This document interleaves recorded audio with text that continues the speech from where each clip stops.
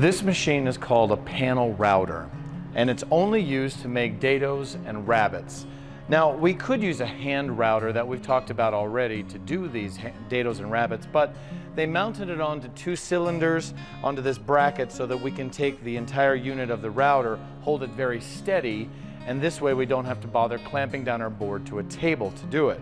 So if I take a piece of wood and just lay it behind, slide it all the way in, now I just have to align where I want the dado or groove, and then I can turn on the machine and lift and lower it to put in a dado much easier than measuring every single one or setting it up one individual cut at a time. Here are some of the components. The actual router itself is right here. It's just clamped onto this, this tray, if you will, that rides up and down these pipes. We have a little bit of dust collection, but a lot of sawdust is still made. The handles are here for lifting and lowering. And you set your board on the ledge right here. Now there are 2 clamps, one's right here, one's on the other side, and I know you can't see it on the camera, but it's there. And the pedal to get those to engage is on the floor. Simply put your foot on top of it and press, and it clamps onto your board, clamps it onto these back pieces, these back frames, so it doesn't move around while you're cutting. Now, as you can see, this particular piece is plenty long enough for both clamps to be on the board. That will keep it from moving. So I clamp it down and I can easily cut my dado or rabbet. However, there are other pieces that are much smaller that we're going to be cutting, and it doesn't quite make it to both clamps. It needs to have at least one of these clamps on the piece to hold it steady while you're cutting, at least one. If you're afraid that it's going to move for whatever reason, because one clamp may not be enough, then you can stick another clamp right here in the back, and you can find those over against the wall. But it's got to be clamped somewhere or it's going to move and you will not get a straight cut. When you're ready to cut, here's what it will look like.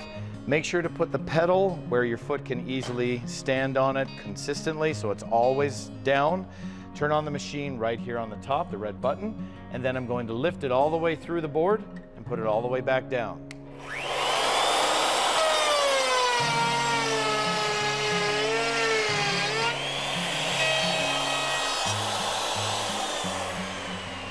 When you're cutting, there's a few things you want to watch out for. First of all, if you've cut a few dados and a lot of sawdust has ended up on the support ledge, be careful not to put your board on top of a big pile of it, because then your board will sit crooked before you even slide it in. So make sure to blow all that away, get it out of the way, and then it's nice and flat. When you slide it in, it's going to be a little bit tight behind the router just because it's supposed to be holding it in tight. That's why I have these bands on, is to help it stay in tight. But the thing that we need to watch out for is make sure that I'm not pulling super fast. I don't want to pull it really quick for 2 reasons. Number 1, if I pull too fast, you're going to get a little more tear out because it can't keep up. And number 2, it's not going to go deep enough. It'll actually, because it can't keep up, the blade is going to pull out of the wood as you're going up, and then the rest of your cut will be down. Now, we always want to cut from the bottom upward. It will cut from the top downward. However, when you do that, all of the sawdust you cut out goes up and into your face and onto your head. So make sure to always cut from the bottom up. So whenever you cut, it's all the way up and then all the way back down. Move your piece all the way up, all the way back down, and repeat until you get everything you need. Now, if you need to get in here to see where it's going to be, grab the router and pull it out. It's on a hinge, that's what keeps it down tight, and then you can lift it up. Now I can see where everything's going to be cut. I can line up my cut with the groove down here, but ideally we always want to use what's called a pattern. This one happens to be for a nightstand that we make here in my shop, and it's got 3 different dados in it. So here's how you use the pattern. You can see that there's a couple of dados along this, and on the other side is a little piece of wood sticking out. So these little dados nest inside this metal bar that's in the back. So you pick it up and put the groove, the dado, in the bar so it doesn't move left and right. So if I slide this down to my first dado there, lock it in.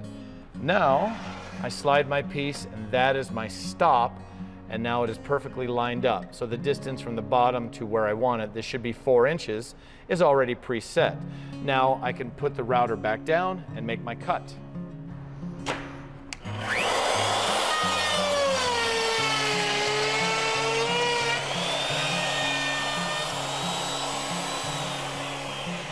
Now that my first cut is done, I can move this down to the next notch or dado right there, slide my board all the way down to that stop, and now it's lined up for my second cut and third cut and so forth, depending on how many notches you have. If you don't have a pattern to use or one's not available for your project, we're going to do what's called freehand cutting.